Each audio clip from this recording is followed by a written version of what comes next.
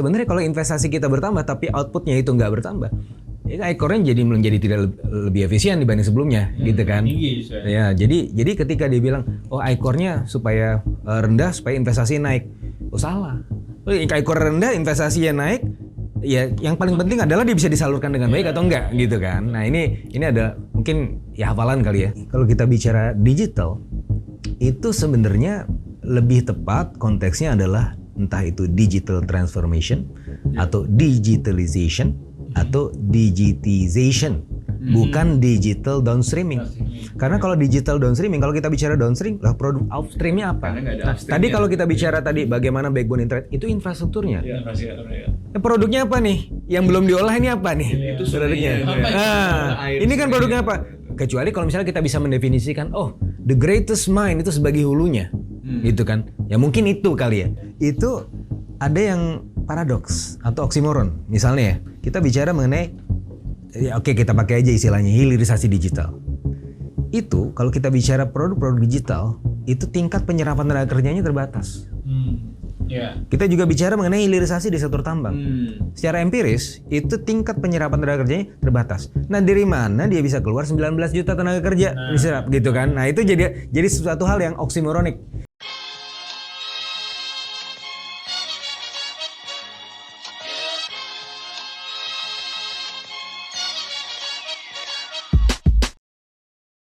Selamat datang kembali di podcast Bebas Aktif episode ke-19 season 3. Dan ini akan menjadi episode terakhir kita tahun ini sepertinya ya, di tahun 2023 yang kita bakal ngomongin ada perdebatan terbaru yang kembali terjadi dari para paslon-paslon calon presiden, calon wakil presiden.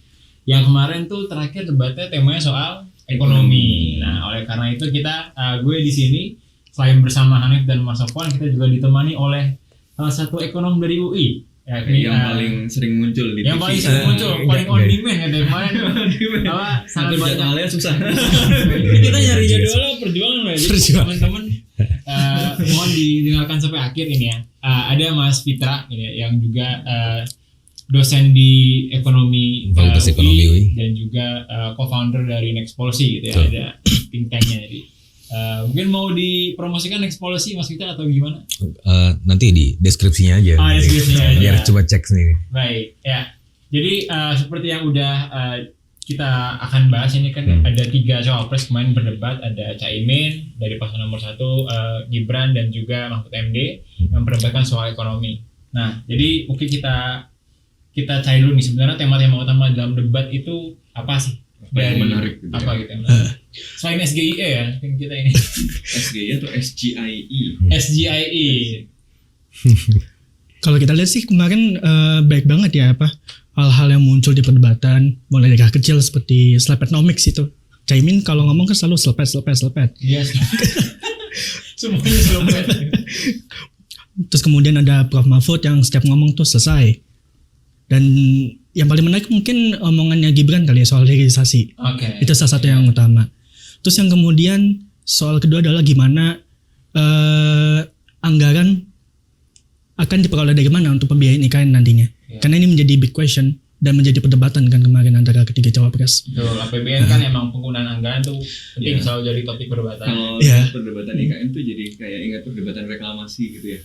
Iya. Ada satu program besar yang orang pro dan kontra gitu, atau nggak lanjut. Dan pro kontranya tuh polaris ya Mas ya?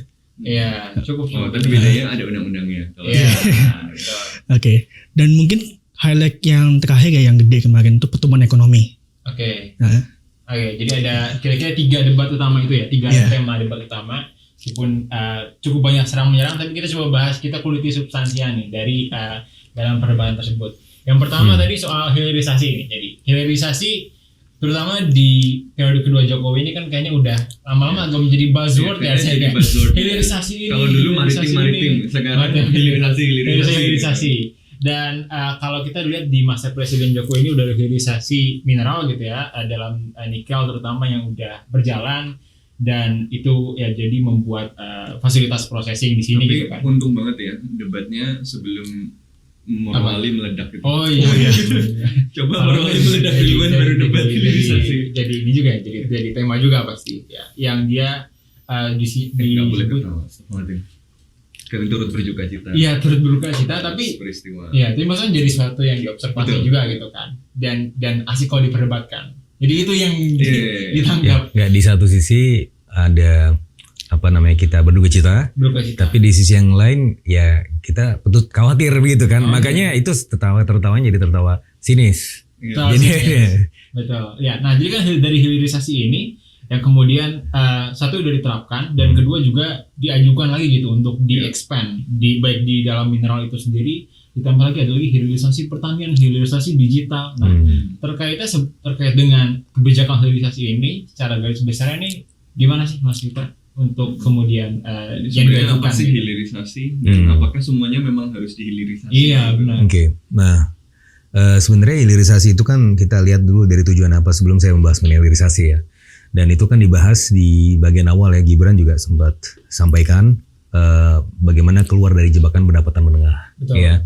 Nah, untuk keluar dari jebakan pendapatan menengah ini kan nanti kita juga akan bahas pertumbuhan ekonomi ya secara spesifik ya. Tapi ya sekarang saya juga akan bahas bagaimana keluar dari jebakan pendapatan menengah ini dengan target-target tertentu. Salah satunya adalah target pertumbuhan ekonomi.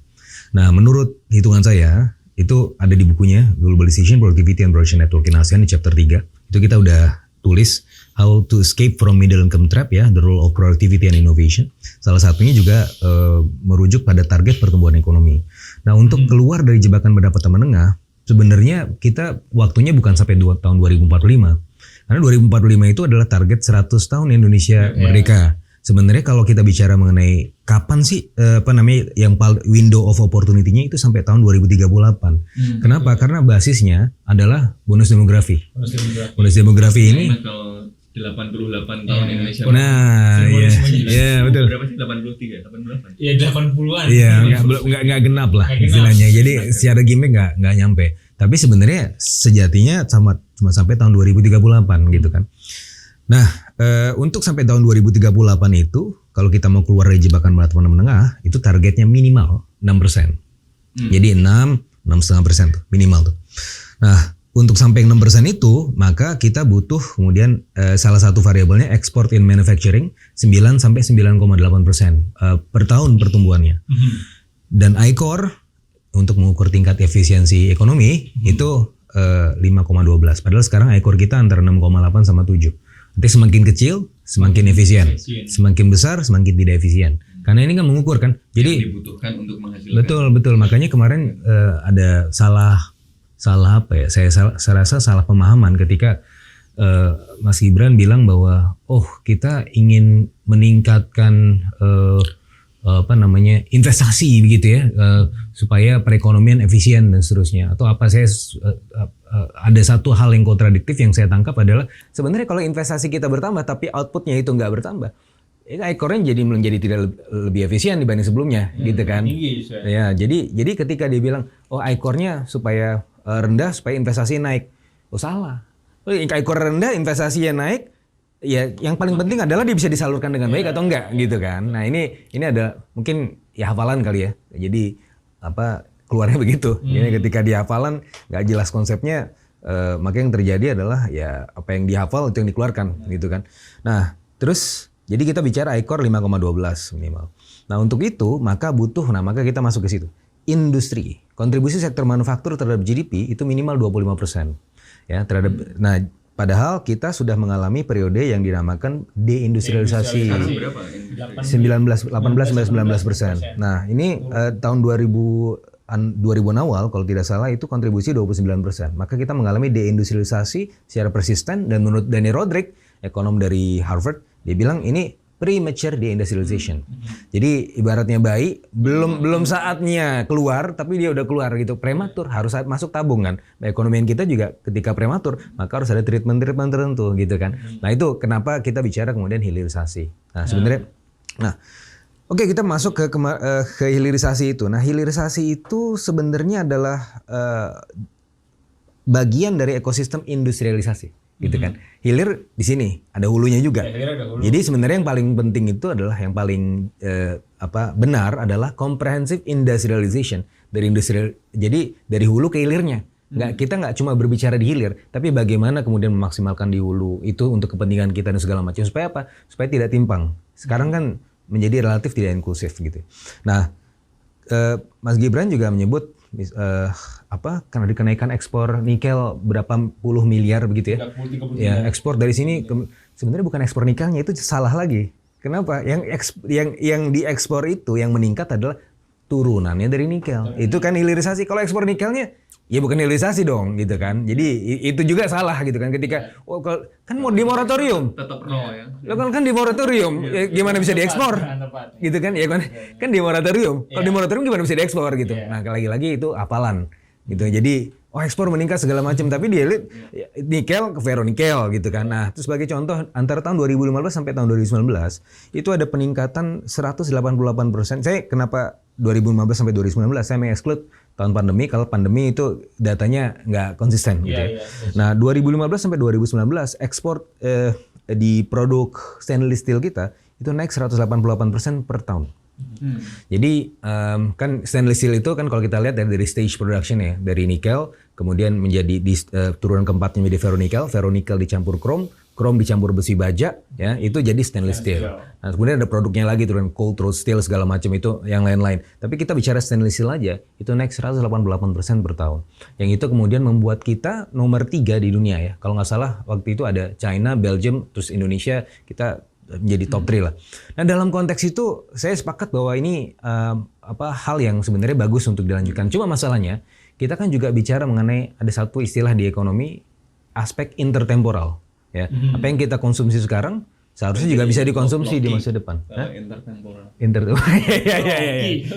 Antar waktu, konsep antar waktu ya. Jadi ada yang seharusnya kan ini bisa sustainable gitu ya. Padahal kalau kita bicara di sektor pertambangan itu kan nggak sustainable. Nah, makanya kalau kita hanya fokus di hilirisasi, kemudian di sektor saja, satu sektor saya pertambangan, ya akhirnya tidak inklusif gitu kan.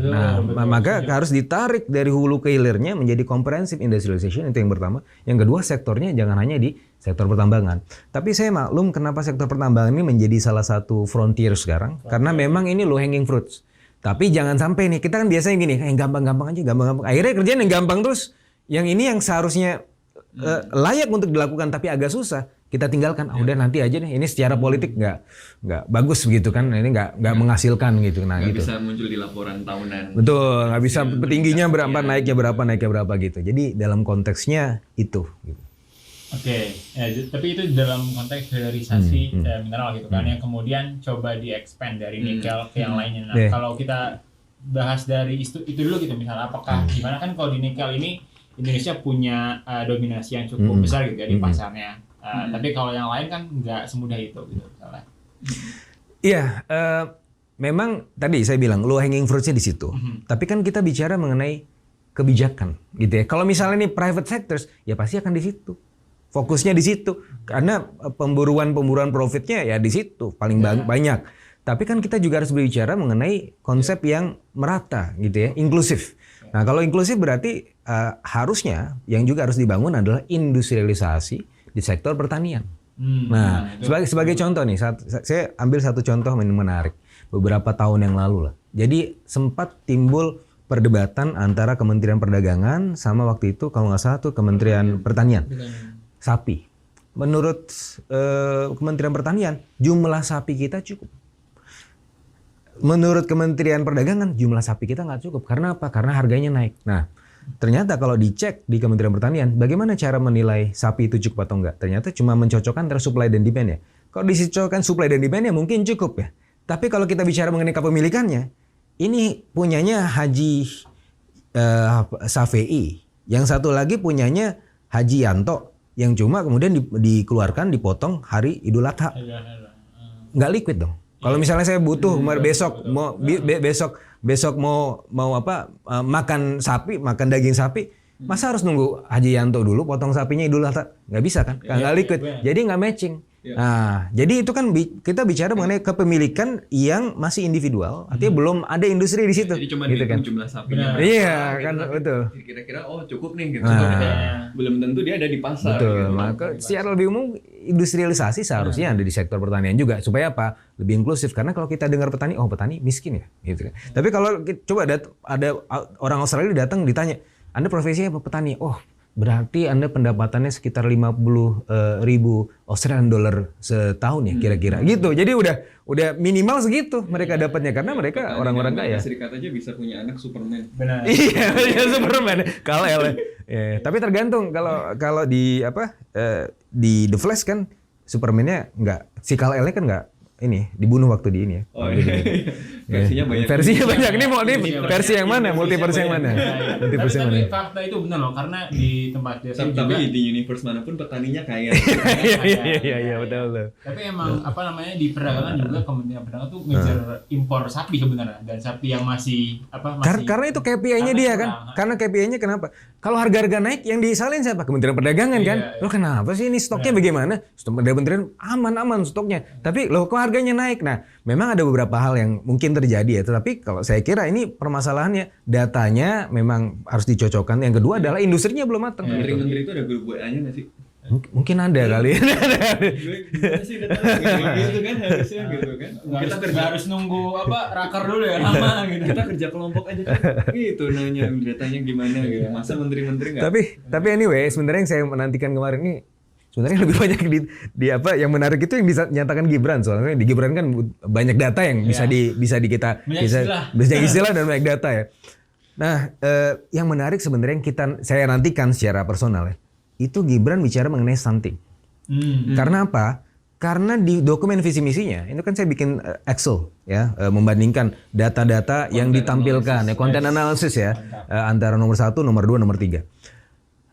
Pasangan nomor 2 paling banyak bicara mengenai stunting ya, secara nggak langsung. Karena apa? Makan siang gratis, susu gratis, gitu kan? Ya. Nah, yang katanya sebenarnya nggak nyambung karena stunting itu bawah 5 tahun.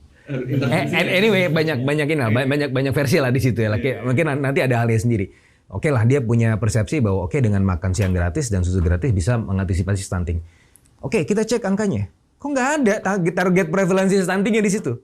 Nah, kalau nomor 1 ada kalau nggak salah sekitar 11% ya. Kalau nggak salah nomor 3 juga mirip-mirip lah antara 11-15%. Sekarang kan prevalensi stunting antara 20% gitu ya. Jadi mengurangi nggak setengahnya.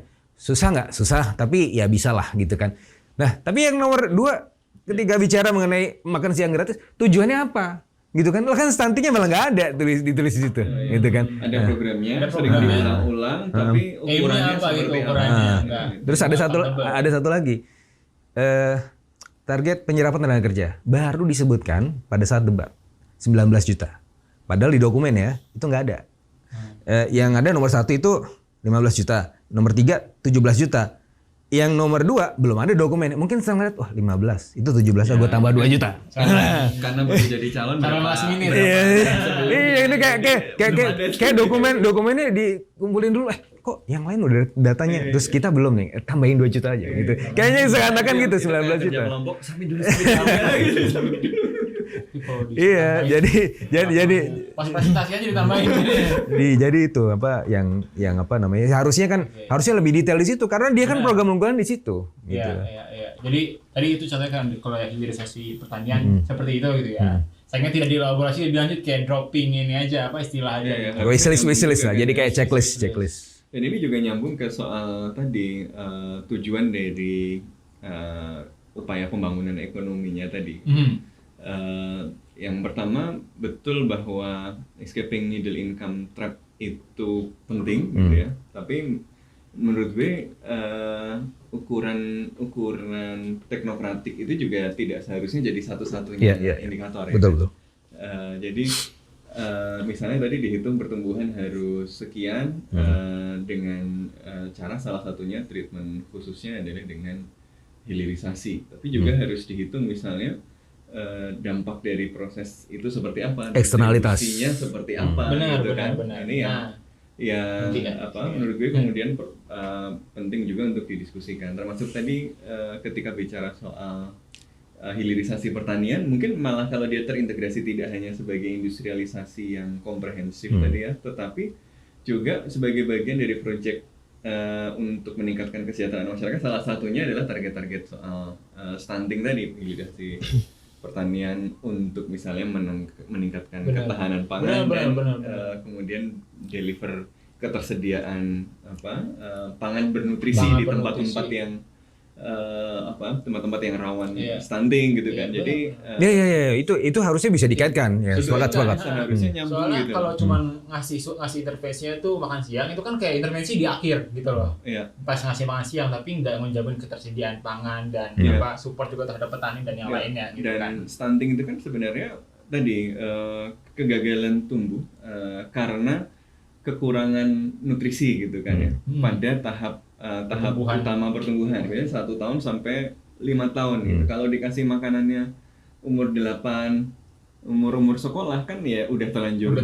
Ya kayak Jepang itu waktu lepas Perang Dunia itu kan dia punya program khusus tuh, semacam revolusi putih lah katanya. Jadi dan kayaknya sih masih berlangsung semenjak sebelum kita ke Jepang tuh. Sofwan itu kayaknya sedikit konteks. Fitra sama-sama bareng waktu itu. Jadi dulu ceritanya masing-masing orang tua itu kalau dia punya anak sampai usia 2 tahun itu dikasih susu murni. Sampai usia 2 tahun ya. Itu makanya konteksnya di situ. Terus sampai kemudian di zaman saya sama Sofwan itu mulai berubah tuh. Bukan kasih susu murni tapi kasih uang. Kasih duit. Kasih duit karena ya kan nggak cuma susu, mungkin butuh yang lain gitu. Tapi di Kyoto lebih gede daripada di Tokyo kan? Iya, besar ya. Besar. Karena di Kyoto yang komunis banyak. Gitu. Jadi dalam konteks kita bicara best practice, sebenarnya ada susu gratis itu ada, tapi susunya bukan susu yang harusnya susu murni gitu kan. Karena kemarin yang dibagi-bagiin itu kan susu apa tuh? Susu banyak gulanya, bikin diabetes dong. Gitu. Terus yang kedua, kalau kita bicara susu, ada nggak industri kita yang bisa mendukung itu? Nah masalahnya di jangka pendek ini saya rasa ini lebih banyak impornya, gitu kan daripada ininya, ya kan daripada kita produksi sendiri ya lebih banyak nanti di jangka pendek. Mungkin di jangka panjang akan membuat rantai pasok yang mungkin jauh lebih signifikan, tapi di jangka pendek saya melihat lebih banyak impornya juga. Jadi gitu. Sebenarnya bisa digunakan untuk hilirisasi pertanian. Bisa. Dengan berarti kita akan ada program menyediakan susu untuk bayi sekian, kebutuhan sekian, berarti ada demand. Yang sapinya gitu kan diperbanyak gitu kan, berarti bisa digunakan dimodalin dulu betul untuk bangun industri pengolahan susu dan seterusnya itu gitu. Makanya jadi ya daripada instead of ngasih susunya langsung ya dibangun aja industri ya, ada sapinya segala macam gitu kan, nanti a fraction of it gitu ya dikasih buat memang susu ini bisa dibagi-bagi yang gratis gitu kan, karena itu bagian dari profitnya yang disingkirkan untuk kemudian kepentingan publik gitu. Yang gue highlight dari Fitra tadi juga yang menarik adalah analogi soal kita ini kayak prematur muncul kemudian butuh masuk ke NICU gitu ya, atau ya tempat yang khusus dikasih tabung khusus. Tapi kan tadi perlakuan di tabung tadi juga harus tepat gitu kan. Ini sakit kuning, ini apa. Masuk aja. Nah makanya kemudian penting juga untuk misalnya mengenali beneran treatmentnya ini harusnya dan harus komprehensif kan. Biasanya dokternya kan nggak cuma satu dokter kan, nggak cuma dokter anak gitu. Ketika dia masuk ke treatment, di situ ada dokter penyakit dalamnya, ada dokter anaknya, ada dokter yang macam-macam gitu kan yang untuk ngawasin gitu. Nah ini yang menurut gue penting kemudian kita juga melihat sih, tidak hanya dalam jangka pendek tadi, tapi juga dalam jangka panjang dan dampak yang nggak cuma spesifik misalnya tingkat ekspor atau tingkat pertambahan nilainya. Nah yang menarik juga hilirisasi digital. Yang kemudian muncul karena kalau tadi hilirisasi pertanian, hilirisasi mineral ya kita tahu ada ujungnya tuh, kan? Maksudnya ide dari hilirisasi itu kan ada sesuatu yang kita punya di hulu karena kebetulan kita punya barang itu di dalam tanah atau di atas tanah kita yang muncul gitu ya, di dalam tanah ekstraktif pertambangan mineral gitu kan, ya udah dibagiin Tuhan aja di situ gitu ya, kita di hulu kan. Kemudian tapi kalau kita cuma jual kan nilai tambahnya kecil kan, dari nikel sama ferronikel dan seterusnya tentu beda gitu kan.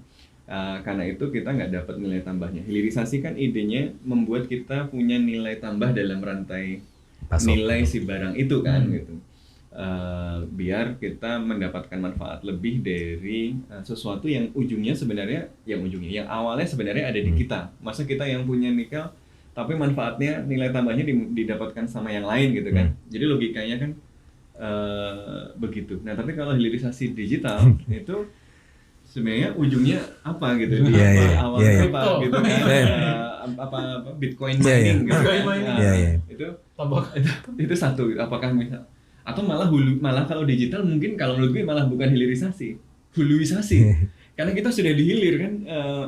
Unicorn kita kebanyakan itu unicorn dihilir kan, bagi-bagi ini marketplace gitu dan seterusnya. Menurut mungkin malah bukan dihilir, mungkin malah huluisasi, backbone internetnya, backbone digitalnya, fiber optiknya itu kan malah di hulu gitu, yang alat kerasnya, yang karena kita nggak punya alat keras itu kita tergantung sama orang luar sehingga nilai tambahnya malah didapatkan sama di luar. Cina itu kan karena dia diputus di mana-mana, dia bikin ekosistem sendiri dan karena dia bisa bangun kan hulunya dia pegang, close loop, dia bisa kendalikan sendiri di situ gitu kan. Itu kan jadi kalau untuk digital menurut gue malah mungkin nggak, ini ngarang aja karena hilirisasi digital juga agak ini mungkin malah dibalik aja huluisasi digital gitu. Kita malah mungkin perlu investasi lebih di backbone ekosistem digital itu gitu, teknologi kerasnya gitu kan, fiber optiknya ya, biar kita nggak nanya internet cepat buat apa gitu kan. Sempat ada yang ini kan, justru yang kalau yang gue lihat dia ngomong soal kayak backbone digital gitu kan, paslon 1 sama 3 gitu kan, kayak si Caimin ada ngomong soal peningkatan internet, terus paslon 3 juga ada ngomong internet gratis dan lain sebagainya gitu kan. Dari digital ini malah justru diharapkan dengan hulu itu otomatis dia akan yang jelas ngalahin gitu. Nah, kemudian yang kedua menurut gue juga aspek non ekonomi dari hitung-hitungan ini. Asumsi kita misalnya soal hilirisasi, soal industrialisasi ini nggak boleh dilepaskan dari konteks geopolitik yang sedang berubah gitu. Jadi proyeksinya kan nggak bisa linear gitu, karena bisa tiba-tiba ada disrupsi tertentu yang membuat asumsi-asumsi tadi berubah. Dan mengapa menurut gue sekarang keywordnya banyak soal nikel, banyak soal hilirisasi, juga salah satu faktornya selain soal ekonomi tadi juga soal geopolitik gitu ya, bahwa sebagian pemikir mungkin di pemerintahan melihat bahwa kendali atas dua hal ya, itu sumber daya alam yang penting, critical minerals, dan kendali atas teknologi untuk pengolahan critical minerals ini adalah kunci yang akan menentukan posisi negara dan otonomi strategisnya nanti di masa yang akan datang gitu. Makanya hilirisasinya banyak bicara soal apa sih critical minerals ini kan, karena faktor itu juga. Jadi ya memang ada campuran aspek geopolitiknya juga di situ. Iya. Nah, oke, tadi nyambung dengan itu sebenarnya kan, gimana kemudian perdebatan ekonomi di debat kedua ini sangat terfokus pada hilirisasi gitu kan. Nah, yang mana itu kalau kita ngelihat berarti dia ngandelin ke kompetitifan yang berbasis pada resource gitu kan. Pasti ya berbasis pada mineral atau yang lain sebagainya. Nah, gimana dengan apakah strategi lainnya yang nggak ter-highlight di sektor-sektor lainnya? Kalau misalnya industri yang dia nggak resource, nggak bertumpu pada resource, itu kan gimana gitu kan pengembangannya? Apalagi juga di Indonesia sektor yang besar sekarang kan sektor jasa gitu kan, sektor service gitu kan. Gimana untuk dikembanginnya? Tapi debat-debat ini yang missing dari yang jasa tiba-tiba lebih banyak tanpa industri, itu yang disebut tadi kan? Ya, jadi saya jelasin ya. Jadi pertama tentang digital itu ya. Saya memang bidangnya international trade, tapi sudah melakukan penelitian mengenai yang terkait dengan ekonomi digital tuh dari tahun 2014. Ya, komisaris apa juga? Saya juga pelaku di bidang industri digital ya, dan juga pernah juga mining Bitcoin. Jadi singkat cerita, dari sepanjang dan sesempit pengetahuan saya itu nggak ada tuh yang dinamakan hilirisasi digital. Gitu. Yang terakhir kita bikin reportnya itu, saya sama teman-teman bikin report untuk area. Itu untuk kemudian mempercepat akselerasi digital transformation di ASEAN. Nah, jadi kalau kita bicara digital itu sebenarnya lebih tepat konteksnya adalah entah itu digital transformation atau digitalization atau digitization. bukan digital downstreaming. Karena kalau digital downstreaming, kalau kita bicara downstream, lah produk upstreamnya apa? Karena nggak ada Nah, upstreamnya. tadi kalau kita bicara tadi bagaimana backbone internet, itu infrastrukturnya. Iya. Produknya apa nih? Yang belum diolah ini apa nih? Itu produknya. sungainya. Nah, Air ini kan sungai. produknya apa? Kecuali kalau misalnya kita bisa mendefinisikan, oh, the greatest mine itu sebagai hulunya, gitu kan? Ya mungkin itu kali ya. Karena kalau di paper-paper akademik itu nggak ada tuh namanya hilirisasi digital, gitu kan? Jadi istilah yang istilahnya basisnya endowment kan. ya kalau betul hilirisasi. betul. Kalau misalnya kayak tadi ya hilirisasi di apa sektor pertambangan dari nikel, ferronikel segala macam sampai ke EV ya, dari baterai itu kan dari hulu ke hilir gitu. Produknya apa? Produk awalnya nikel, gitu kan. Nah, kalau ini apa nih? Gitu kan? Ada nggak produk ini kan? Mungkin intangible ya. Tapi saya melihat belum ada tuh secara apa namanya secara solid gitu apa sih yang disebut sebagai hilirisasi digital Tapi itu?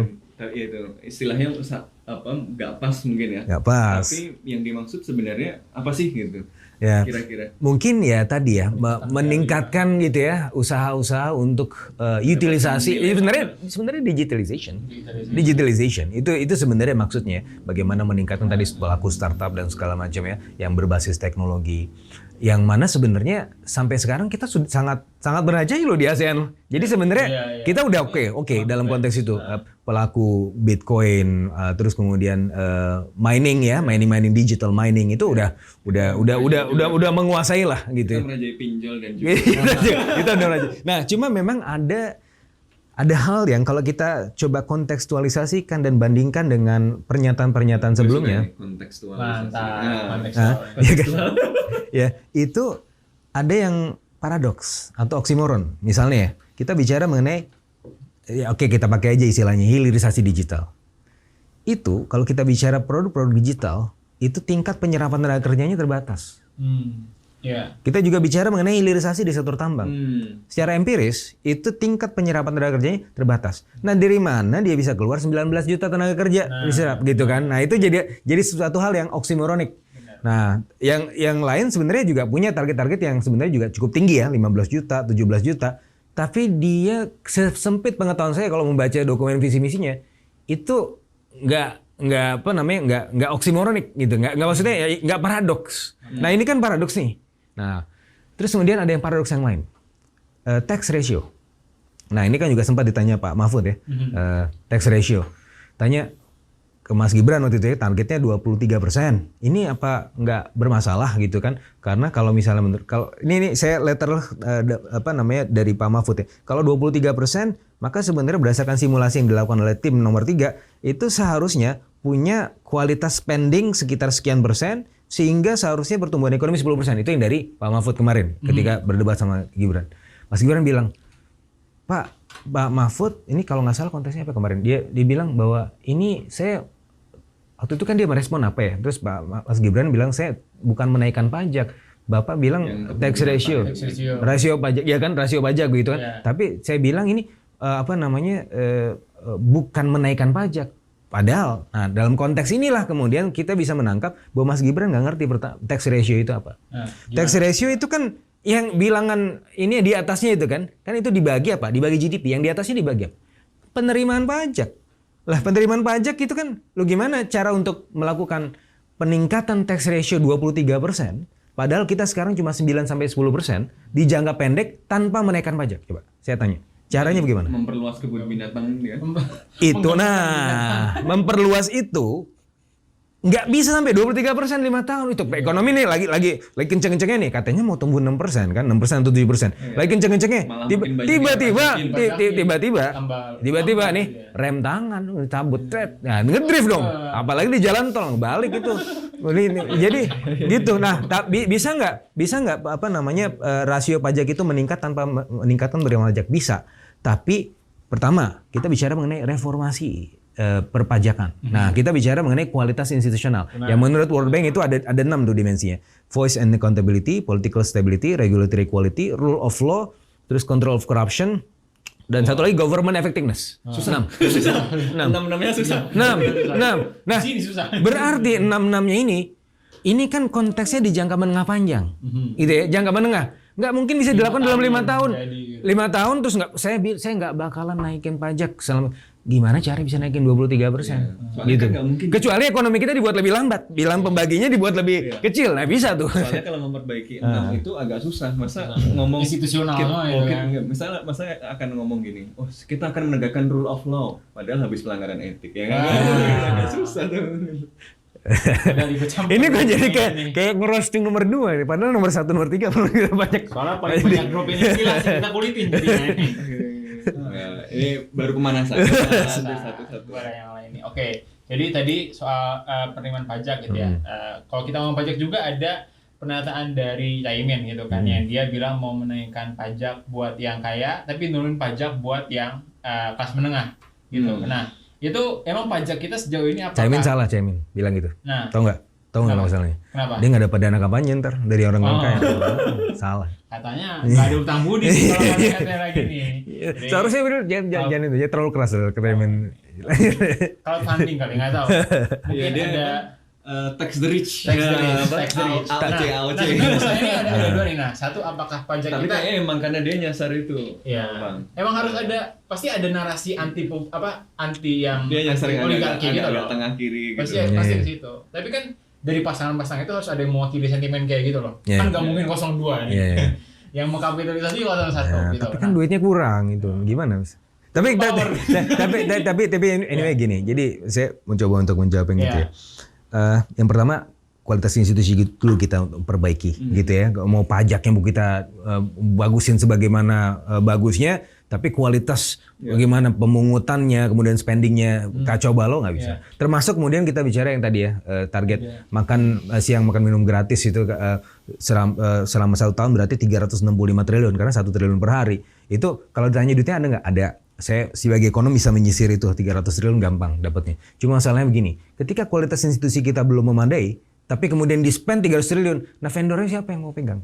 Vendornya. Loh kita kan belum siap nih, tiba-tiba kemarin aja ada banyak beberapa ya, bansos, tiba-tiba. Bansos aja dikorupsi. Loh, enggak, tiba-tiba ada karena ada proyek bansos, tiba-tiba ada nih perusahaan-perusahaan yang sebenarnya dia bukan spesialisasi di barang-barang kebutuhan pokok. Tiba-tiba ada proyek ini, kita ini bidding, tapi dia sebenarnya bukan ahli penyediaan bahan pokok, tapi ya dia menang bidding kan.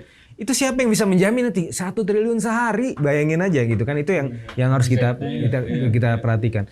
Terus yang kedua tadi apa? Jadi lupa. Tadi mau tanya apa sih? Tadi soal apakah kalau dibilang Caimin. Oh, pajak. Ya. Nah, itu saya ingat. Jadi Jeffrey Sachs tahun 2011 dia tulis bukunya The Price of Civilization. Nah, dalam bukunya itu dia tulis begini. Jadi dia cerita di prolognya ya. Saya kemana-mana. Dia kan juga terkenal ekonom yang mengeluarkan buku tahun 2002 The End of Poverty. Nah dia dekat dengan negara-negara dunia ketiga. Saya itu pergi ke Afrika, pergi kemana negara-negara berkembang itu banyak menemukan masalah.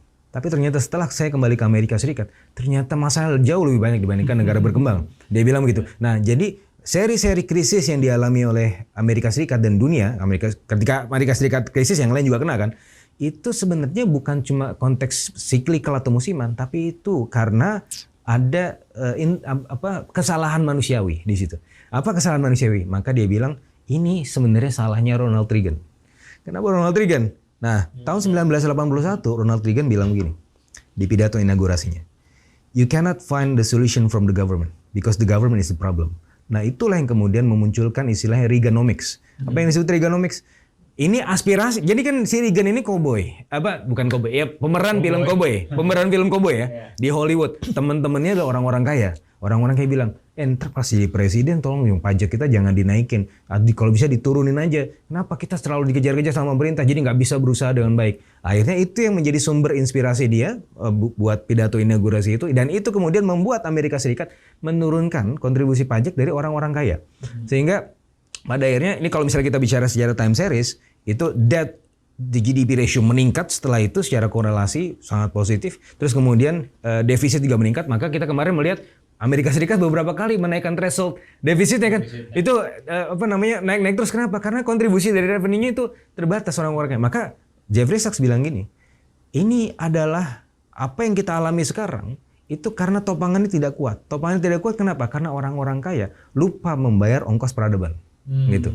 Nah, dalam konteks itulah kemudian ada Thomas Piketty, dia bilang the capital of the 21st century. Lagi banyak saya ini. Itu apa namanya? ketimpangan itu karena memang kurang kontribusi dari yang atas, di atas. Tapi harus hati-hati juga. Nggak bisa secara agresif. Kalau dilakukan secara agresif yang terjadi apa? Akhirnya orang-orang kayak ini, ya kita juga butuh nih mereka spending. Ketika mereka kemudian terlalu ditakut-takuti, gitu ya. Akhirnya apa? Mereka nggak mau spending.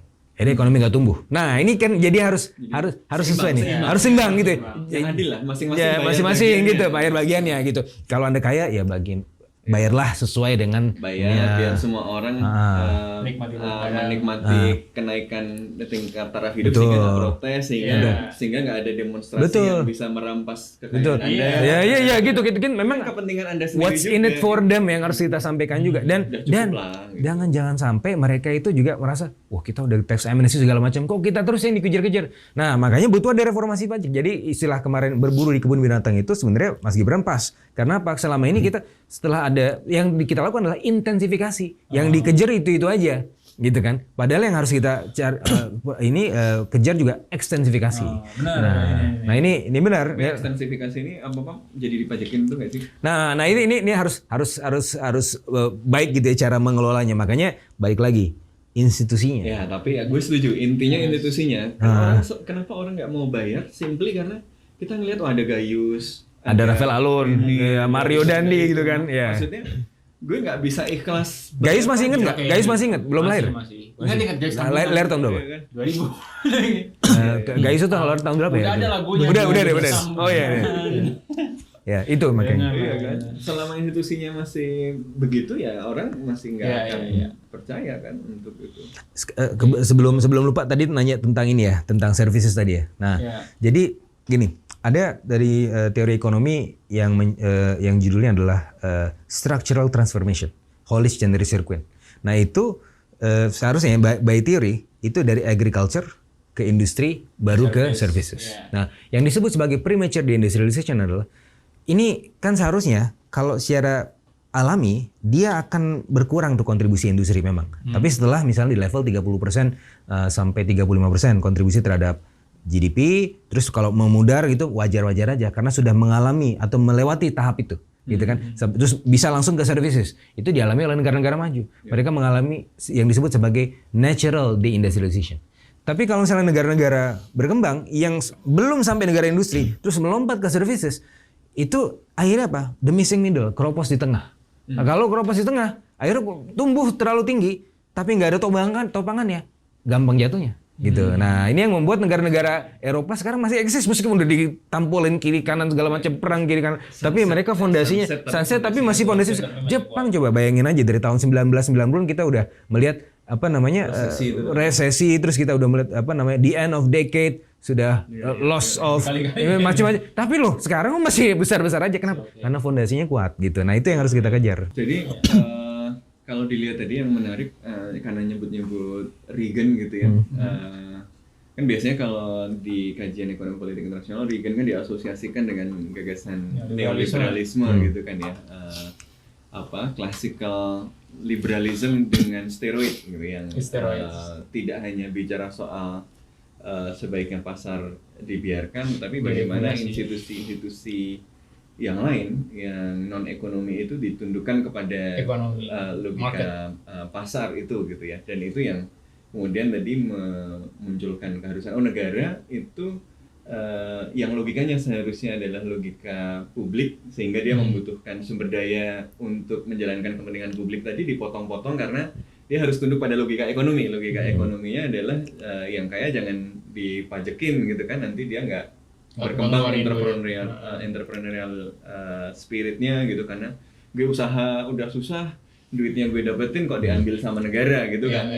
Maka kemudian kalau begitu pajaknya dikurangin biar ekonominya dinamis. Tapi ternyata ya tadi yang dibilang Bang Fitra tadi, ternyata malah ada dampaknya karena negara jadi punya banyak keterbatasan sementara perannya memang nggak bisa digantikan. Tapi kalau kita lihat yang menarik dari 3 calon ini, kayaknya secara retorika hampir semuanya nggak ada yang Reagan banget ya, nggak ada yang di kanan mentok gitu, nggak ada yang kita kurangi, nggak ada Javier Milei central bank dibubarin semuanya dibubarkan. Austrian banget tuh, Austrian tapi view. hampir semuanya misalnya bicara ada kebijakan industri kan, dengan beragam bahasa. Jadi kalau spektrum ekonomi politik internasional itu hampir semuanya agak-agak tengah lah ya. Ke nasionalis gitu ya, agak ada setengah nasionalisnya gitu. Walaupun mereka bicara juga soal integrasi ke dalam sistem ekonomi global gitu, tetapi peran negara kayaknya lumayan kelihatan di semuanya. Bedanya lebih ke bagaimana penerjemahannya gitu kan. Makanya gue mau bicara soal penerjemahan tadi. Oke, semuanya kayak hampir semuanya bicara soal hilirisasi atau industrialisasi gitu ya. Mahfud kan juga bicara hilirisasi kan. Gibran bicara hilirisasi. Semua tiga. Yamin juga bicara soal hilirisasi atau industrialisasi. Tapi sebenarnya kalau kita lihat sekarang implementasi hilirisasi gimana sih gitu. Karena yang bikin gue concern ya, dan mungkin teman-teman yang lain concern juga, makanya kenapa gue bilang untung ledakannya setelah debat gitu kan. Ya yang terjadi di Morowali itu kan sebenarnya sesuatu yang bukan tidak terprediksi. Orang kan sudah lama mengingatkan standar penerapan safety aja itu cuma dipenuhi 20% loh. Maksudnya kalau cuma dipenuhi 20% itu, ledakan itu kan tinggal nunggu ya, gitu kan? Iya. Dan bahkan kemarin BYD salah satu pabrikan mobil di China juga dia sudah mulai meninggalkan nikel dari Indonesia. Karena berbahaya. Karena kalau ada tesnya. Kalau dari kita disuntik tuh berapa dalam itu meledak. Tapi kalau mereka mengembangkan teknologi baru gitu kan. Jadi kita ini jadi sebenarnya problemnya di mana sih? Maksudnya secara umum kan kita get the idea gitu. Kita get the idea bahwa kita penting melakukan sesuatu yang istimewa. Dalam hal ini adalah hilirisasi atau lebih luas tadi yang dibilang Bang Fitra tadi adalah industrialisasi yang komprehensif gitu ya. Tetapi sudah coba dilakukan, tapi kok kayak gini gitu ya. Masalahnya di mana sih gitu? Tabung yang kita siapkan itu jangan-jangan KW gitu. Jangan-jangan kita belinya bukan di tempat yang benar gitu kan. Tabung untuk nicu tadi.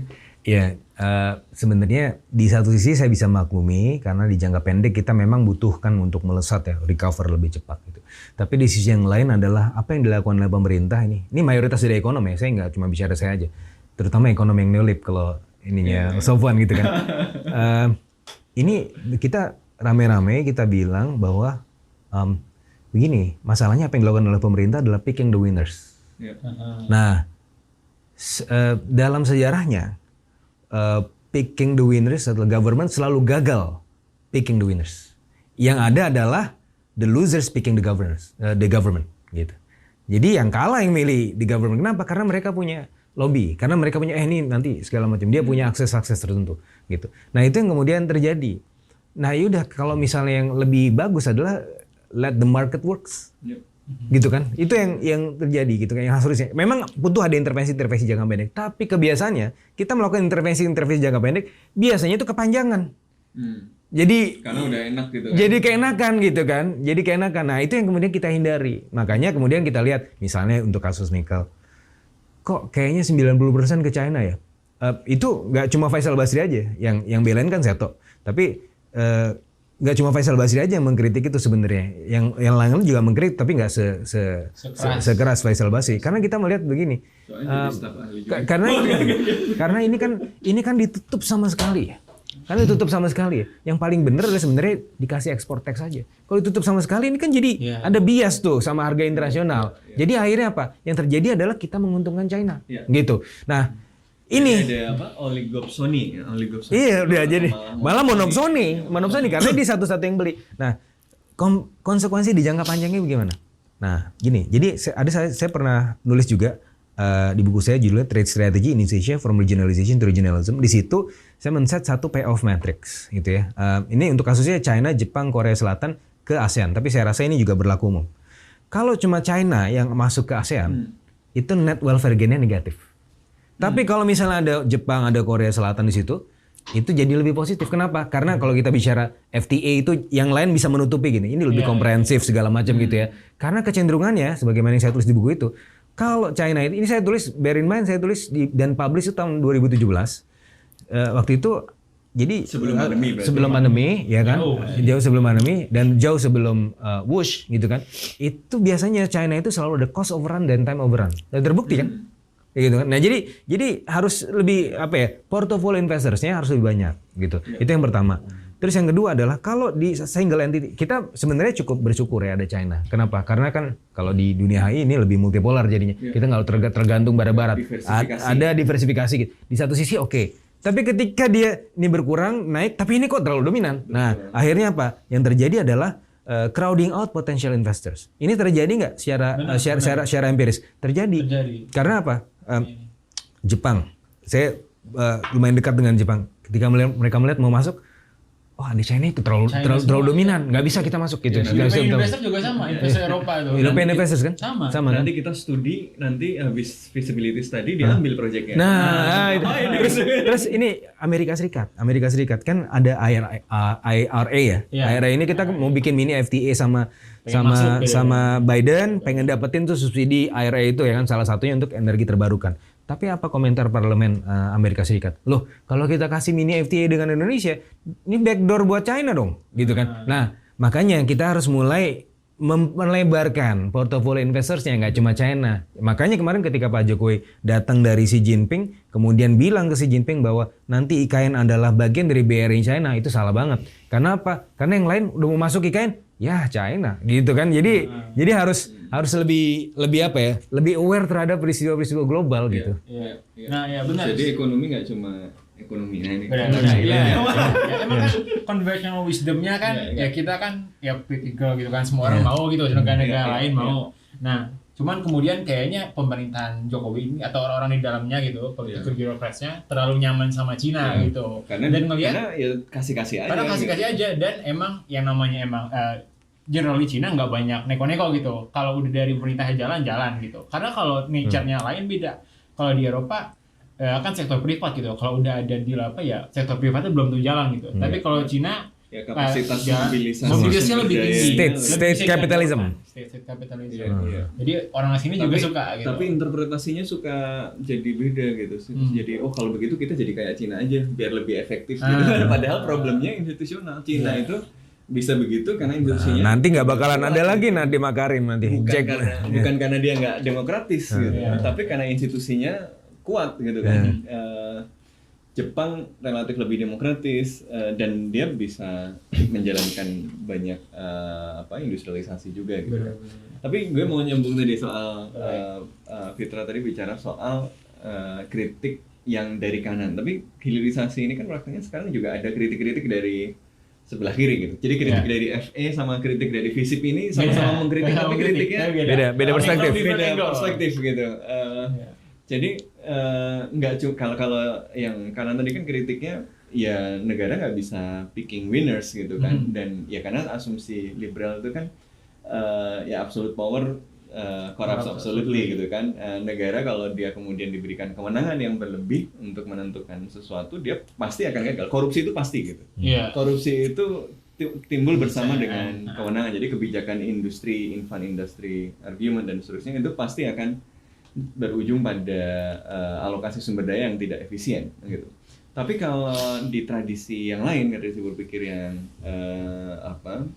nasionalis atau sosialis kan, problemnya pada siapa yang mengendalikan negara gitu kan. Problemnya adalah seberapa kuat misalnya institusi negara itu terinsulasi dari kepentingan-kepentingan subnasional, seberapa besar state capture-nya gitu ya dan seterusnya. Dan yang itu yang kemudian jadi red flag banget itu kan soal bagaimana kebijakan kita itu banyak yang menandakan state capture tadi. Jadi problemnya tidak inherent pada state, tetapi dalam satu konteks historis tertentu state kita itu terlalu lemah karena dia di capture oleh segelintir elit gitu. Jadi kalau ya ini kemudian membuat kebijakan tidak ditentukan berdasarkan pertimbangan jangka panjang. Jadi secara substansial hilirisasi ini lebih positif biasanya kritik dari yang sebelah kiri ini gitu kan. Yang dari sebelah nasionalis ini hilirisasi penting, industrialisasi penting, biasanya mereka mendukung itu gitu ya. Tetapi dia bukan sesuatu yang taken for granted, dia harus dijalankan oleh negara yang kuat gitu. Ya ini problemnya gitu.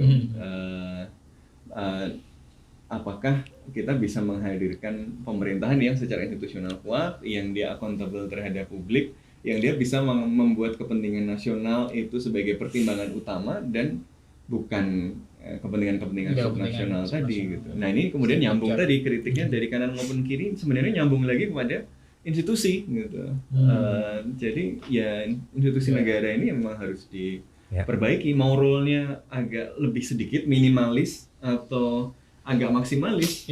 Dua-duanya bicara soal negaranya harus sehat institusinya. Gitu. Sebenarnya ada dua ekonom juga yang sebenarnya banyak sih, tapi ada dua yang ekonom kesor yang saya jadikan referensi. Pertama William Easterly. William Easterly itu tokoh ekonomi pembangunan yang sangat terkenal. Dia tulis di bukunya kalau nggak salah tahun 2000 atau 2001 itu The Elusive Quest for Growth. Nah, jadi negara-negara berkembang terutama itu kan kesulitan sekali mencari atau mencapai target-target pertumbuhan ekonominya. Tetapi dia ngasih satu prescription, bisa asal nggak korupsi, bisa asal lembaga-lembaga institusinya itu bisa menopang dengan baik. William Easterly satu. Terus yang kedua ada Acemoglu. Nah Acemoglu ada bukunya tuh. Kalau papernya ada The Role of Institution for Development kalau nggak salah ya. Itu juga Rise of and Fall kan ada juga Why Nations Fail. Why Nations Fail. Ini sebelum Why Nations Fail ada Role of Institution. Nah ini lebih ke paper akademik. Kalau Why Nations Fail itu kan lebih sama. Ya intinya sama. Jadi dia bilang bahkan kalau bisa saya sarikan ada yang penting itu menurut dia cuma 3.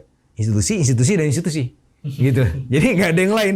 Karena yang lain itu adalah fungsi dari institusi yang baik gitu. Jadi why nations fail karena ini ada eksklusif atau extractive economic institution yang cuma menguntungkan segolongan elit.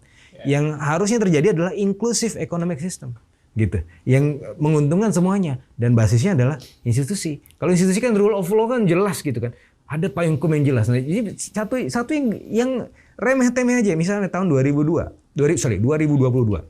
itu kan ada minyak goreng tuh ya minyak goreng terus habis itu pemerintah di Kementerian Perdagangan waktu itu mengeluarkan kebijakan subsidi selisih harga ya. Nah tahu nggak kontroversinya di mana ketika kebijakan itu dilakukan tapi payung hukumnya belum jelas. Sehingga apa yang terjadi? Sampai sekarang retailer itu nggak dibayar. Kenapa? Karena ketika retailer menuntut, tunggu produk hukumnya belum jelas nih kita takut untuk menyalurkan. Lah kenapa dibikin dulu tahun 2022 awal, gitu kan? Nah ini kan nggak jelas nih. Jadi gimana sih? Jadi pemerintah minyak ya? Iya. Banyak. Ini contoh aja. Kontraktor infrastruktur yang itu kan contoh aja. Iya. Bayar BUMN. Iya. Terus gimana sih? Maksudnya lah itu pemerintah gimana kerjanya begitu kan? Jadi itu kebetulan saya kemarin kan juga di Kementerian Perdagangan sebagai juru bicara ya. Nah itu bukan zaman saya, tapi waktu itu saya dimintain pendapat juga. Nah waktu itu usulan saya adalah ya ini kan economics 101 aja kan. Kalau Anda melakukan subsidi padahal Anda tidak mengontrol supply-nya, yang terjadi adalah dia hilang beneran gitu kan. Ditambah lagi payung hukumnya belum jelas. Ini apa gitu kan. Maunya cepat mengantisipasi dan cepat. Tapi institusinya nggak jelas. Tapi institusinya nggak jelas gitu kan. Main masuk aja kan selonong sepatunya dipakai gitu. Padahal baru dipel. Kan nggak tahu nih. Rule of law-nya untuk masuk ke ruangan ini apa sih? Sepatunya dilepas dulu dong, gitu kan? Nah masuk terus habis itu sepatunya masuk diinjek-injek gitu. Apalagi kalau misalnya di musola kan, jadinya kan nggak sesuai gitu kan? Jadi nggak boleh asal sat gitu. Nanti jadi sat. Tapi sat yang nomor 3 katanya ada institusinya. Nah itu boleh. Ya sebenarnya nomor 1 nomor 3 itu agak mirip ya. Selepetnomics itu kan. Ya tadi ya, yang gue memberesin gitu kan. Yang satu institusi. Ya. Nah, tapi dua-duanya di roasting kan sama Gibran kan. Nah, SG yang satu tanya SG, yang satu tanya carbon capture. Ya. Oke, menarik nih. Institusi. Oke, kita mungkin circle back. Nah, ini kan Eva kan? Ya, institusi. Circle back ke pertumbuhan ekonomi. Institusi ya. Institusi. Apa? Ada yang bertanya lagi institusi? Kayaknya nggak ada sih. Oh nggak ada, oke. Coba kita circle back ke pertumbuhan ekonomi ya. Diskusi kita udah cukup panjang kali ini. Kan ada target-target yang berbeda ini dari para paslon itu. kita lihat apa aja sih? 01 tuh 5 sampai 6,5 kalau nggak salah. Terus yang paslon 2 sampai 3 itu 78%. 5 sampai 6,5 berarti belum masuk pendapatan minimal tadi ya? Jadi nomor 1 itu 5,5 sampai 6,5%. Yang nomor 2 itu 6 sampai 7%, nomor 3 7%. 7%. Nah, ya itu. Nah, gimana dengan perbedaan target pertumbuhan itu dari biasanya di politik gitu, dalam milu-milu? Ini ngingetin gue sama ini ya, sama ucapannya Prof. Khatib Basri. Waktu itu beliau juga pernah mention ini kalau Amin tuh terlalu... Belum prof. Belum Prof ya? Oh belum Prof. Oh ya, nanti Pak Dede aja ya, Pak Dede kasih. Tapi nggak apa-apa sih, bisa nanti saya sampaikan didoain jadi. Amin. Nah itu kalau nggak salah Pak Dede tuh ngomong, Aminnya terlalu realistis, tapi politically speaking ini nggak akan menang. Pasti rakyat bakal tertarik, pemilih bakal tertarik sama yang bisa menyampaikan janji yang bukan begitu business as bombastis. usual. Ya. Nah. Dan itu kan sudah proven kan ketika Jokowi dulu menjanjikan 7% meskipun in reality nggak nyampe. Orang udah lupa juga. Iya. Political wisdom pasti kita nargetin agak tinggi. Sebenarnya gini sih, mau target pertumbuhan ekonomi tuh nggak ada yang ngerti. Dikira sudut mau gimana 5-6%, 7%, mau bilang 10% juga nggak nyandat. Orang juga nggak. Makanya mau kepilih atau nggak kepilihnya bukan karena target pertumbuhan ekonomi. Kalau target pertumbuhan ekonomi mungkin yang akan terganggu ya cuma ya kita aja. Kita aja. Bahkan yang bukan ekonomi bisa gitu aja kan maksudnya. Tapi kalau misalnya yang nggak ngerti ya maksudnya emang kenapa sih? Persen apa sih gitu kan. Jadi bukan nggak mempengaruhi keterpilihan itu. Jadi problemnya bukan di angkanya. Bukan di angkanya, tapi misalnya kan buzzwordnya apa sih? Saya akan menciptakan lapangan kerja. Yang nyampe. Makan gratis, minum gratis, minum susu gratis itu sebenarnya masuk. Cuma kan ya sekali lagi kalau kita yang bisa ngitung gitu kan, ini gimana gitu maksudnya caranya dan seterusnya. Oke. Nah ya tapi target menarik sanggahan menarik juga dari Simon itu kan gimana dia fokusnya tuh nggak cuma di pertumbuhan ekonomi tapi keadilannya gitu kan, distribusinya gimana gitu, biar yang diuntungkan nggak cuma segelintir aja. Nah ini di antara dua target ini misalnya gitu kan, apakah ada tension atau gimana dalam menumbuhkan ekonomi dan membagikannya dengan secara lebih adil gitu? Oke, gini, ini menarik ya. Jadi pertama kita bicara mengenai target dulu. Jadi kalau dari perhitungan saya, ini terlalu teknis ya, tapi nanti mohon maaf kalau terlalu teknis. Jadi saya menghitung melalui metode yang disebut sebagai Holdridge-Prescott filter, itu untuk mengukur sebenarnya Holdridge-Prescott filter itu teknik ekonometrika. Untuk kemudian untuk menghitung apakah pertumbuhan ekonomi yang aktual sekarang sama potensial jauhnya seberapa banyak gitu. Nah jauhnya sebenarnya cuma tinggal 1%. Artinya ya kalau kita 5%, paling mentok 6%.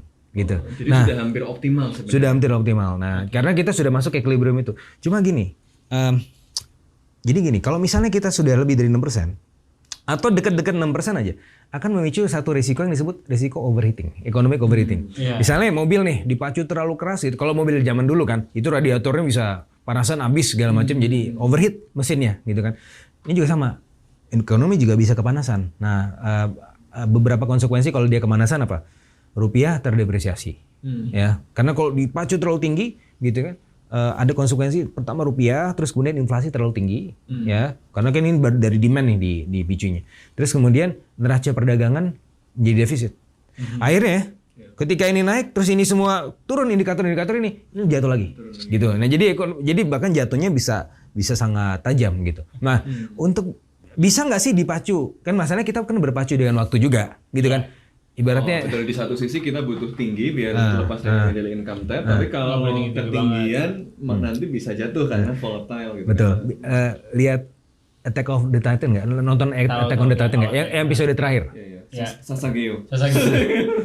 Dia si Ounya Kopongnya itu, yang siapa pilotnya itu, dia kan ditanya, ini kita bisa nyampe nggak? Targetnya di situ. Bensinnya sedikit gitu. Kalau misalnya dipacu terlalu cepat, ya itu bisa menghabiskan bensin. Karena apa? Karena itu pembakaran lebih cepat. Dia bilang bisa gitu kan, percayakan pada saya gitu. Nah, jadi Ounya Kopong itu siapa untuk ekonomi Indonesia? Ounya Kopongnya itu adalah ya kita kan butuh cepet nih. Kalau misalnya segini, kalau nggak bisa di atas 6%, ya nggak nyampe, kita bakalan tua semua belum kaya gitu kan. Nah, saya sih yang penting tercapai dulu. Kalau misalnya itu menimbulkan ketimpangan, ya itu konsekuensi harus kita terima. Yang penting ini besar dulu nih, Kan gini. Ini kuenya kecil, dibagi sedikit-sedikit. Oke, semua adil. Akan lebih baik kalau kuenya lebih besar gitu ya. Mungkin agak bias-bias sedikit. Tapi lebih banyak porsi yang didapatkan gitu. Nah, jadi menurut saya nggak apa-apa nih. Kita ngejar dulu prioritasnya mana sih? Prioritasnya tunggu dulu. Berkeadilan, oke, kita juga ngejar ada pajak segala macam, rasio pajak kita ini institusi korupsi segala macam kita berangus segala macam. Tapi ini harus cepat dulu. Nah, terus kalau misalnya 6%, 7% itu kepanasan nggak? Iya pasti kepanasan. Nah, untuk bisa memitigasi itu ada 3 pilar. Kopon ya. Yang pertama adalah infrastrukturnya. Tapi infrastrukturnya ini adalah infrastruktur yang on purpose. Kalau infrastruktur yang kita bangun sekarang sporadis. Makanya itu membuat I-core kita semakin tinggi, nggak efisien. Kita spend, wah outcome-nya belum kelihatan. Jadi inefisien. Makanya infrastrukturnya harus dibangun sesuai dengan kebutuhan. Itu yang pertama. Terus yang kedua adalah sumber daya manusianya. Nah, sumber daya manusia mampu nggak untuk menjadi fondasi itu, ya? Buat sampai 7% itu. Yang ketiga adalah institusi. Baik lagi. Gitu. Jadi institusi. Jadi 3 pilar ini yang akan mampu menopang 6-7% gitu kan, atau 5,5 sampai 6,5% gitu kan. Itu yang harus kita kejar. Karena kalau kita nggak cepat-cepat, akhirnya jadi tua sebelum kaya. Gitu kan. Oke, nggak mau. Ya, ini di sini I beg to differ. Silakan. Oke, betul. Problemnya gini, gue setuju bahwa memang mencari Goldilocks areanya ini loh, cukup cepat tapi cukup tinggi tapi cukup adil.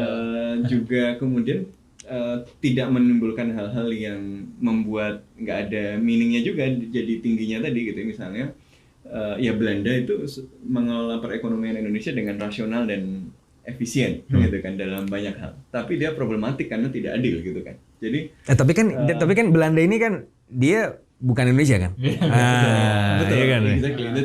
That's the point. Makanya menurut gue gini, gue bukan anti pertumbuhan gitu, tetapi pertumbuhan itu harus diletakkan juga di dalam kerangka kenapa sih kita butuh pertumbuhan itu. Dia tadi gue setuju analoginya, pertumbuhan itu kita perlukan supaya semua orang bisa makan kuenya gitu kan.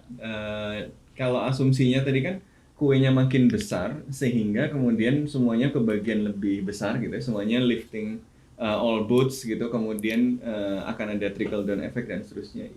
Yang sayangnya kan tidak selalu terjadi demikian. Problemnya kan itu gitu. Jadi gue setuju harus ada upaya-upaya untuk mendorong pertumbuhan, tapi pada saat yang bersamaan kita tidak bisa menerima itu sebagai sesuatu yang given akan memunculkan dampak ini. Kalau bagi makin luas semuanya pasti akan ngebagian makin besar, belum tentu, karena bisa jadi karena ayo kita besarin kuenya, yang kuenya makin besar itu nggak cuma secara relatif, nggak cuma secara absolut lebih besar, tapi secara relatif juga lebih besar karena kemudian tidak ada upaya untuk kemudian memastikan untuk menjamin hak-hak yang karena harus mengambil kebijakan ini ada misalnya fasilitasi tertentu untuk yang sudah kuat tadi gitu. Jadi menurut gue kita harus sepakat karena itu ini harus menjadi kesepakatan kolektif gitu loh. Pertumbuhan itu salah satu indikator yang penting, tapi harus ada misalnya kita memastikan bahwa kuenya kita coba kejar makin besar, tapi harus ada pembagian minimal misalnya yang kita sama-sama sepakati dulu di awal, sehingga ketika kita ngegas kita tahu juga batas-batasnya, rem-remnya apa yang harus dipenuhi dan nggak boleh dilanggar di situ. Misalnya lingkungan gitu kan. Pertumbuhan cepet, ngegas cepet, tapi sustainable nggak gitu kan. Kemudian yang paling mendasar soal misalnya orang-orang yang termarginalkan secara ekonomi itu kan harus ada hal-hal yang kemudian mendapatkan perhatian khusus di situ ya, seperti program stunting dan seterusnya. Jadi gue setuju harus ngegas, gue setuju bahwa dia nggak boleh terlalu kencang, tapi bukan cuma karena dia problematik karena mesinnya bisa terlalu panas, tapi juga karena kalau kita kencang kadang-kadang kita nggak ngelihat kiri kanan. Gitu. Jadi bisa kita cukup kencang nabrakin orang malah jadi lebih lama gitu kan, karena nabrak orang terus nanti dituntut sama orang kampung gitu kan. Tapi kencang sesuai aturan. Ini kan misalnya di jalan tol maksimum kecepatan 100 Betul. km per Jadi jam. itu yang kemudian harus disepakati kan, kecepatannya berapa, kemudian aturan mainnya seperti apa, ada hal-hal minimal yang nggak boleh dilanggar gitu ya. Kita boleh sekencang mungkin, tapi ada rambu-rambunya nih gitu kan, lingkungannya bagaimana, dampak sosialnya kayak apa. Yang itu memang proses yang harus dilakukan secara kolektif itu adalah hal-hal yang harus dinegosiasikan. Politis gitu, Saya maunya setinggi ini gitu kan, nggak peduli sama yang itu.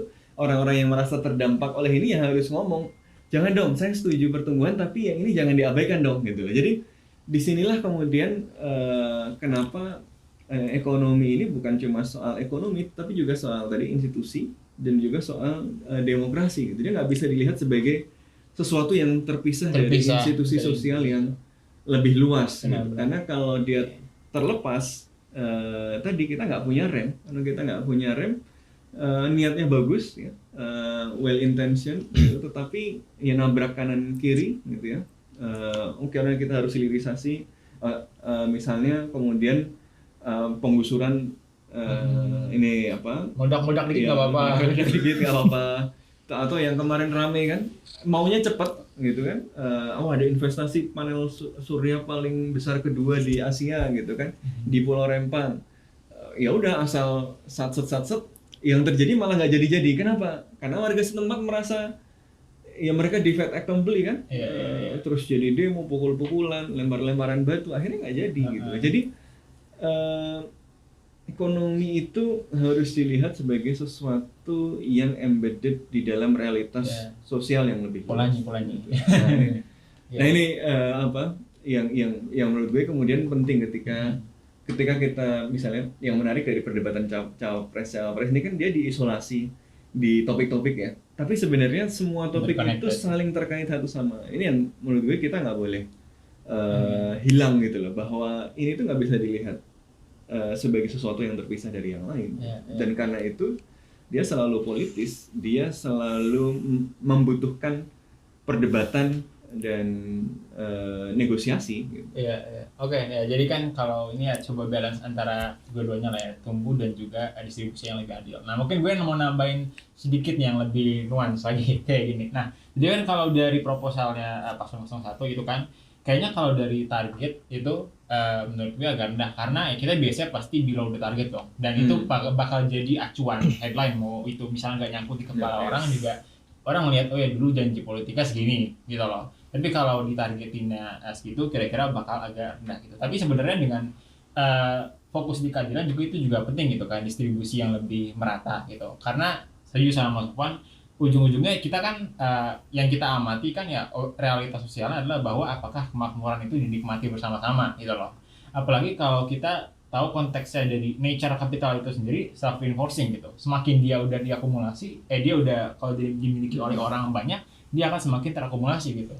Gimana ceritanya misalnya kalau nanti kita makin terkonsentrasi. Iya, misalnya kita udah kaya, kuenya paling besar banget tuh udah di yang paling kaya. Ada nggak jaminan kita bisa membuat apa yang udah diakumulasi itu bisa terdistribusi lebih secara lebih merata gitu. Menurut gue akan lebih mudah gitu dan lebih pasti kalau kita bisa memastikan distribusinya itu lebih balance di awal gitu ketimbang di akhir. Karena apalagi kita juga ya state capture-nya kan lumayan tinggi gitu, gampang nih goyang-goyang. Tapi gue juga paham yang disampaikan Fitra tadi ya. Kalau terlalu banyak rambunya di awal, orang kebanyakan mikir. Orang kebanyakan mikir juga gitu. Nggak jalan-jalan gitu. Ini menarik ya. Jadi ada satu waktu itu kita lagi evaluasi ASEAN China FTA, tapi ada yang menarik ya. Jadi adalah beberapa scholars di situ ada ASEAN scholars ya, ada Jepang, China, Korea. Yang menarik adalah dari Vietnam. Saya sebelumnya berdebat dengan profesor dari Korea tentang metode untuk mengukur dampak gitu ya. Kita bicara, oh ini pakai compatible general equilibrium, ini pakai partial equilibrium, seterusnya. Kita berdebat itu harusnya begini. Nah, terus habis itu ada profesor dari Vietnam yang di sesi makan siang dia bicara, Anda ngapain sih ngobrol tentang metode?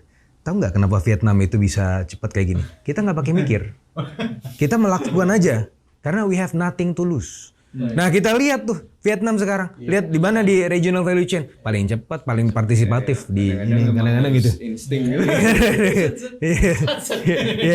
Tapi mereka institusinya kuat. Ini kan Vietnam itu seperti mini China. Mini China. Iya kan mereka ya kita bukan bicara mengenai otoritariannya ya. Bukan Tapi kita bicara mengenai institusinya, in law enforcement dan Korea seterusnya. Utara juga otoritarian tapi nggak maju. Iya, maju. Kan, tentunya. Ya, jadi ada apa namanya dimensi seperti itu juga ya yang kemudian jadi mungkin ada yang bertambah Dan lagi. karena itu debatnya jadi penting karena Debatnya jadi kita penting. akan lihat dan bahwa dengan segala perdebatan tadi ujung-ujungnya balik lagi pada institusi. Institusi itu siapa? Negara siapa yang akan punya kewenangan untuk sedikit banyak menentukan Harusnya arahnya, trias politika itu ya. gitu. Trias politika ya justru eksekutif, legislatif dan yudikatifnya itu kan Ya, jadi kita harus memastikan bahwa pemilu ini menghasilkan institusi negara yang lebih sehat, bukan membuatnya jadi lebih sakit. ya jangan lagi keluar ada pamannya siapa gitu belain yang mana. Udah agak berbahaya. Berbahaya. Yudikatif. Tapi ya, eksekutif, kita legislatif. sebagai Tapi intinya negara harus sehat.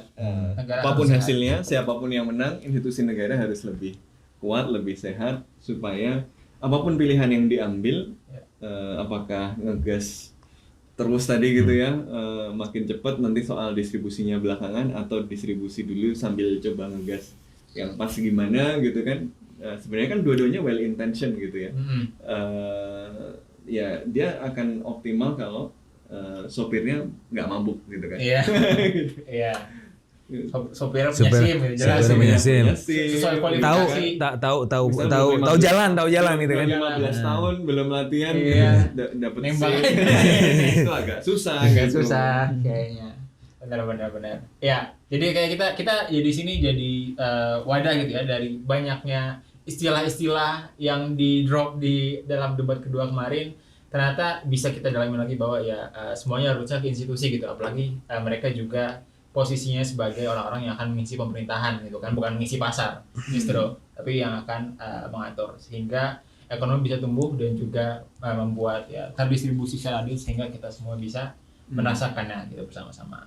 Oke, kayaknya cukup segitu dulu untuk hari ini. Ada lagi boleh? Terakhir dari Cukup. Oke, cukup segitu untuk bahasan kita terkait tema ekonomi di debat kedua. Tunggu lagi podcast Bebas Aktif di debat-debat selanjutnya, apalagi nextnya HI gitu kan temanya gitu. Core business. Core business Bebas aktif ya. Oke. Siap, terima kasih teman-teman. Ikutin terus podcast Bebas Aktif karena bakal ramai terus selama masa kampanye dan tahun pemilu ini. Iya. Dan sampai jumpa di episode selanjutnya. Memang agak-agak pinggir jurang ya.